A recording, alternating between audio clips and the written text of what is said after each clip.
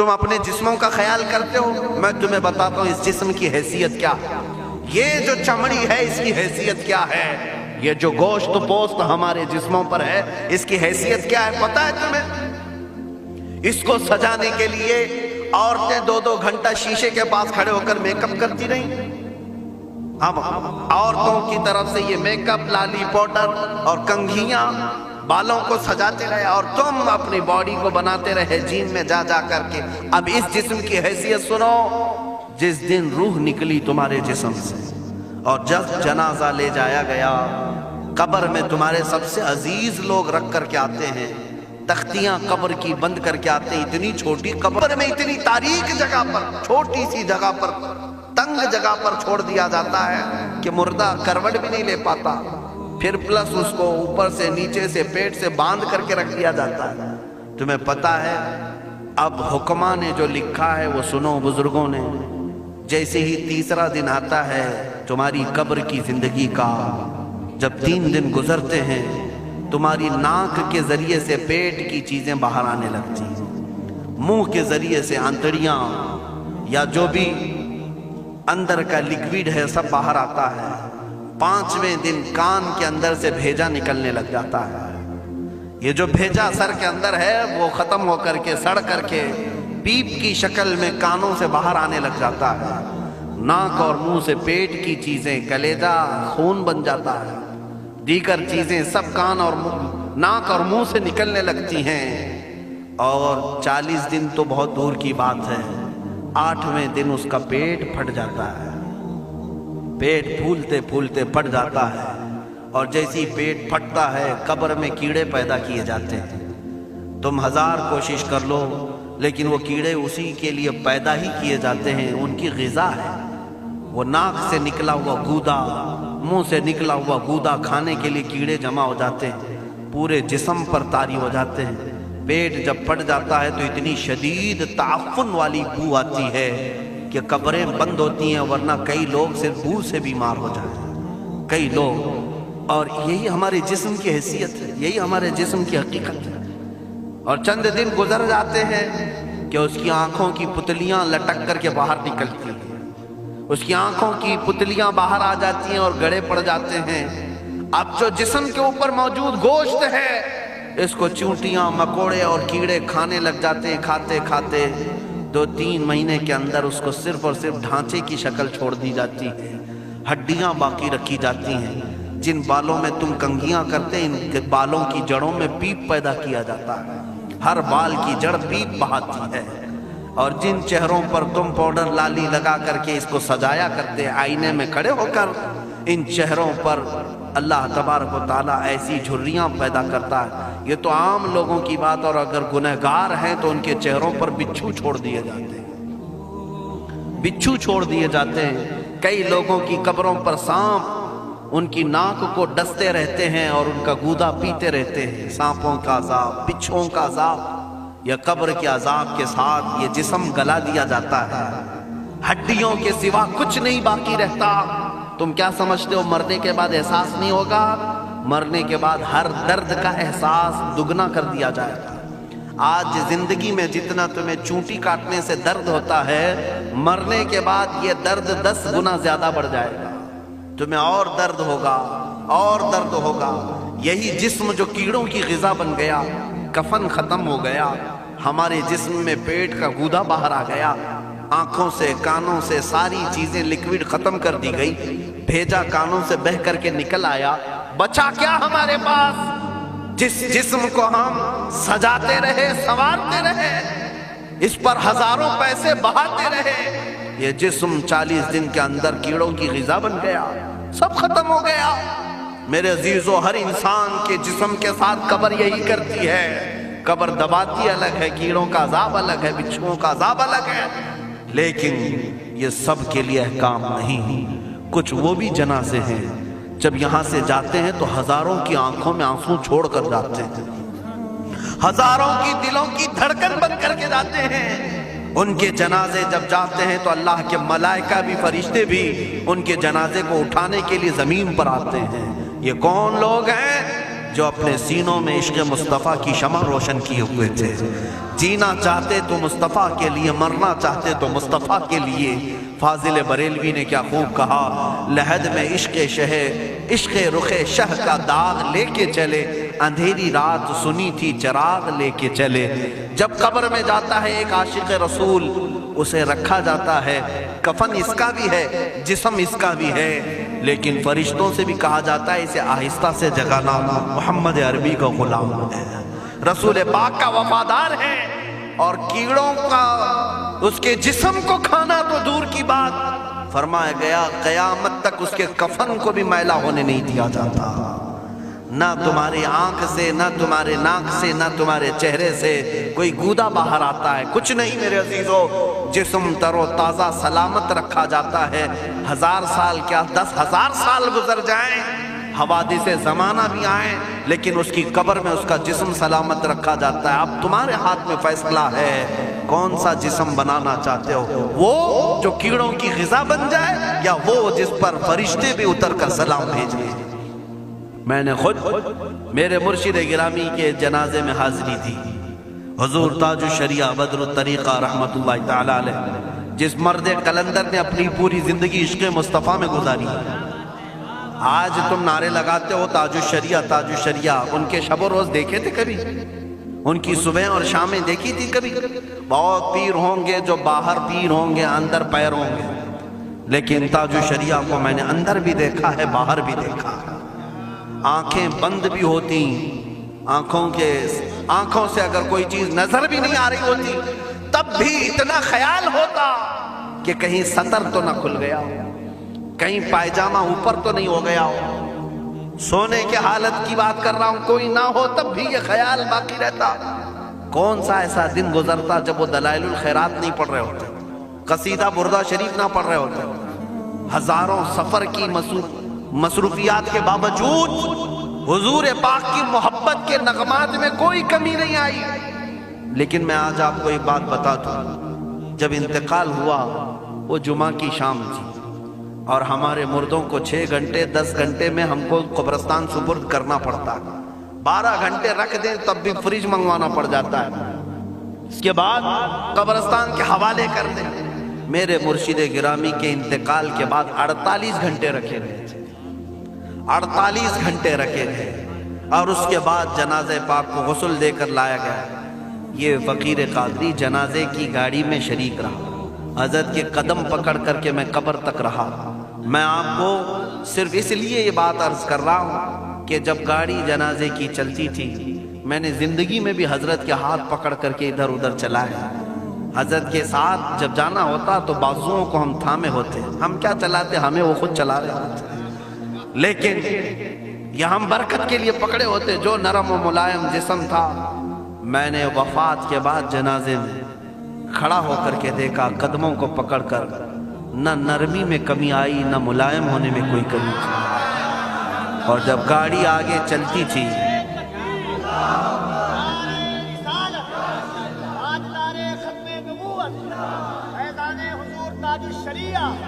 جب آپ گاڑی جنازہ جس پر رکھا ہوا تھا چلتی تھی، تو میرے عزیزو زندگی میں جس طرح جسم نرم ملائم تھا، میں نے دیکھا کہ گاڑی جب اس کے دھڑکے ہوتے تھے ادھر ادھر، تو پیٹ مبارک اور سینے مبارک ویسے ہی ہلتا تھا جیسے کسی زندے کا ہلتا. ہاتھ پر انگلی رکھے تو خون سرک جائے اور پھر اپنی جگہ پر آ جائے.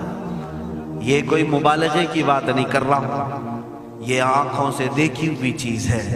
اور قبر انور میں رکھنے کے بعد جب ان کے صاحبزادے اور داماد نکل کر کے آئے، تو تھوڑی دیر کے بعد ہم نے دیکھا کہ چہرہ خود بخود قبلے کی طرف تھا. ہم اپنے مردوں کو رکھواتے ہیں، لیکن اس عاشق رسول نے اپنا چہرہ پہلے سے قبلے کی طرف کر لیا. یہ کرامات کہیں یا زندگی کی حقیقت کہیں، حقیقی بات تو یہ ہے جو مصطفیٰ کی یاد میں جاتا ہے. اس نے کیا ہی خوب کہا شاعر کہ میرے جنازے پہ رونے والوں فریب میں ہو بغور دیکھو، میرے جنازے پہ رونے والوں فریب میں ہو بغور دیکھو، مرا نہیں ہو غم نبی میں لباس ہستی بدل گیا. ہاں، مرا نہیں ہو غم نبی میں لباس ہستی بدل گیا ہوں۔ ان عاشقوں کا حال یہی ہوتا ہے کہ یہ مر بھی جاتے ہیں، انتقال کر بھی جاتے ہیں، تو بس لباس بدلتا ہے لیکن زندگی پہلے سے اور بلند ہوتی ہے۔ عزیزان گرامی، تمہیں اسی بات پر میں لانا چاہتا ہوں، کون سی زندگی گزارنا چاہو گی؟ کون سی زندگی؟ یا عیاشوں کی، یا نچنیوں کی، یا مجرا کرنے والوں کی، ان ظالموں کی جو جہنم کی طرف تمہیں لے جانے کے لیے تیار بیٹھے ہیں؟ چند دنوں کی عیاشی ہے، تم گانے گا کر اچھل کود کر کے اپنے نفس کو تو راضی کر سکتے ہو، لیکن رب ذوالجلال کی رضا کبھی نہیں لے سکتے۔ آج تم دنیا میں فلموں کی زندگی جی کر کے تھوڑی دیر کی خوشی تو حاصل کر سکتے ہو، لیکن قبر کی راحت کبھی نہیں لا سکتے، قبر کا سکون کبھی نہیں لا سکتے۔ قبر میں اگر سکون چاہیے تو صرف ہمارے سینوں کو ادھر حوالے کرنا ہوگا، مصطفیٰ کریم کے حوالے کرو۔ اب اپنی زندگی کو بدلنے کا وقت آ گیا۔ اے میرے عزیزو، ناموس رسالت کی حفاظت یہی ہے کہ حضور کے اخلاق کی پہلے حفاظت کی جائے، حضور کی سنتوں کی حفاظت کی جائے، حضور پاک کے نام پاک کی حفاظت کی جائے، ان کی تعلیمات، ان کے احادیث کی حفاظت کی جائے۔ جس طرح صحابہ کرام نے اپنی جانیں قربان کر کے حضور کی عزت کی حفاظت کی ہے، آج وقت آیا ہے ان ظالموں کی طرف نہ دیکھنا، یہ بھونک بھونک کر کے تمہیں جگا رہے ہیں، بیدار کر رہے ہیں۔ میں جواب دیتا رہوں گا انشاءاللہ، لیکن ساتھ میں ان حادثات کو اپنے لیے ایک الگ انداز سے دیکھتا ہوں۔ اگر کوئی کتا کسی مندر کے گوفے میں بیٹھ کر بھونکتا ہے اور میرے نبی پاک کی عظمت پر حملے کرتا ہے تو درد تو ہوتا ہے، لیکن ساتھ میں عقیدہ بھی تو ہمارا یہ ہے، رہے گا یوں ہی ان کا چرچا رہے گا، رہے گا یوں ہی ان کا چرچا رہے گا، بڑے خاک ہو جائیں جل جانے والے۔ یا رسول اللہ، تو گھٹائے سے کسی کے نہ گھٹا ہے نہ گھٹے گا، جب بڑھائے تجھے اللہ تعالیٰ تیرا، مٹ گئے مٹتے ہیں مٹ جائیں گے آدھا تیرے، نہ مٹا ہے نہ مٹے گا کبھی چرچا تیرا۔ یہ کتے کتاب لکھ کر کے کہتے ہیں محمد عربی کا چرتر، ان کے اخلاق، ان کے کردار برے تھے، اور ایسی کوئی چیز نہیں ہے اسلام میں جس سے امپریس ہو کر اسلام قبول کیا جانا چاہیے۔ محمد صلی اللہ علیہ وسلم کے نام کو اسلام سے ہٹا دینا چاہیے۔ ان ظالموں کو میں جواب دینا چاہتا ہوں، اے مسلمانوں، یہ تمہیں جگانے کے لیے آ رہے ہیں، یہ تمہیں بیدار کرنا چاہ رہے ہیں۔ اب اٹھو اور یہ بتاؤ تم کہاں کہاں سے میرے نبی کو مٹاؤ گے، کہاں کہاں سے؟ ارے ہمارے گھروں میں بچوں کی ولادت بھی ہوتی ہے، کان میں اگر ہم اللہ کا نام لیتے ہیں تو ساتھ میں محمد کا بھی نام ہے۔ ہمارے بچے جس دن اس دنیا میں آتے ہیں، اذان ان کے کانوں میں دی جاتی ہے تو اللہ کے نام کے ساتھ محمد کا نام بھی آتا ہی ہے۔ ہماری اذانیں، ہمارے نماز کو بلانے والی آوازیں، تم کیا مٹا پاؤ گے محمد عربی کے نام کو؟ یہ ہزاروں نہیں کروڑوں اذانیں بار بار دن میں دے دے کر کے یہ بتاتی ہیں کہ تم واللہ محمد عربی صلی اللہ علیہ وسلم کا ذکر تم کبھی الگ نہیں کر سکو گے۔ ذکر خدا جو ان سے جدا چاہو نجدی ہو، واللہ ذکر حق نہیں گنجی سقر کی ہے۔ حضور پاک کا نام کہاں سے ہٹاؤ گے؟ اذانوں سے ہٹاؤ گے، اقامت سے ہٹاؤ گے، نمازوں سے ہٹاؤ گے؟ بلکہ اقبال نے کیا ہی خوب کہا تھا، دشت میں دامن کوہسار میں میدان میں ہے۔ کہاں ہے یہ نام؟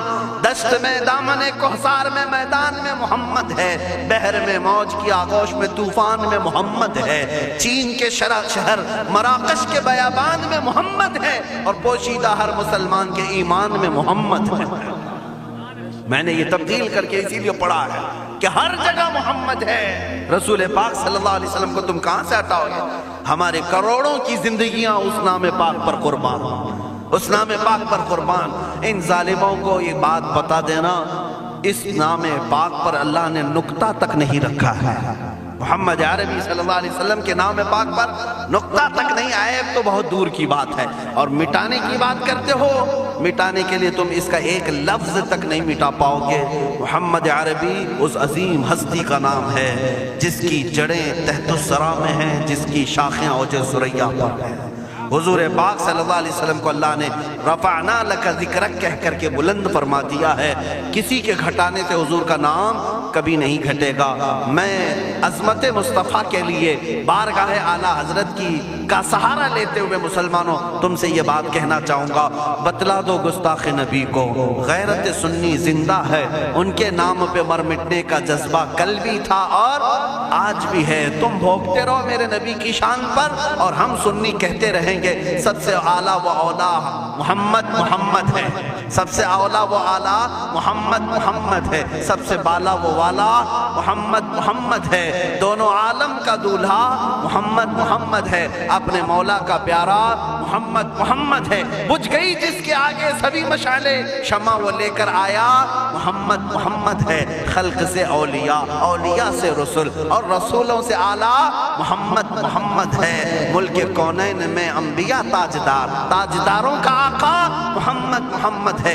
جس کے تلووں کا دھون ہے آب حیات، ہے وہ جان مسیحا محمد ہے۔ سب چمک والے اجلوں میں چمکا کیے، اندھے شیشوں میں چمکا محمد ہے۔ سارے اونچوں سے اونچا سمجھیے جسے، ہے اس اونچے سے اونچا محمد ہے۔ سارے اچھوں سے اچھا سمجھیے جسے، ہے اس اچھے سے اچھا محمد ہے۔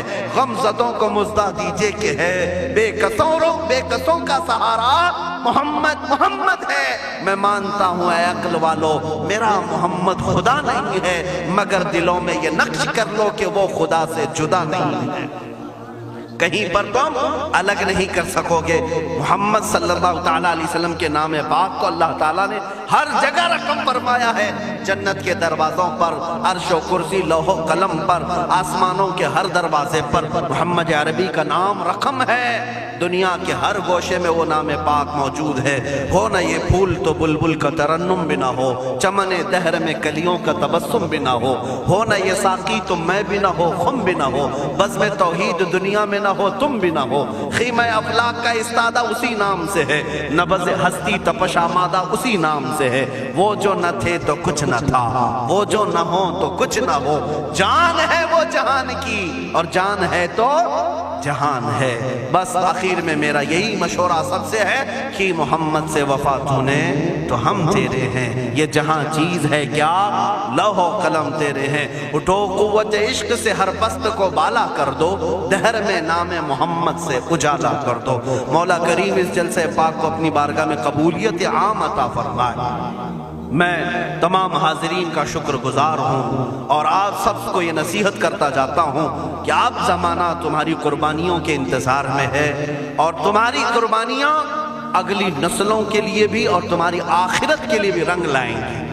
آپ قربانی دینے کے لیے تیار ہیں؟ کبھی کسی سے خوف نہیں کھائیں گے، کسی چیز سے نہیں ڈریں گے، ہم تختہ دار پر بھی چوم کر کے چڑھیں گے۔ ہاں اب میں یہی کہتا ہوں باطل سے ہم ٹکرائیں گے ناموس رسالت کی خاطر، باطل سے ہم ٹکرائیں گے ناموس رسالت کی خاطر، ماریں گے یا مر جائیں گے ناموس رسالت کی خاطر۔ ہاں جو تخت نشی ہیں وہ بھی سن لیں توہین نبی کے مجرم کو، جو تخت نشی ہیں وہ بھی سن لیں توہین نبی کے مجرم کو ہم دار پر لے آئیں گے ناموس رسالت کی خاطر، ہم دار پر لے آئیں گے ناموس رسالت کی خاطر۔ زندہ نہیں بچنے پائے گا گستاخ رسول کسی صورت، زندہ نہیں بچنے پائے گا گستاخ رسول کسی صورت، اسے ہم دوزخ میں پہنچائیں گے ناموس رسالت کی خاطر، اسے ہم دوزخ میں پہنچائیں گے ناموس رسالت کی خاطر۔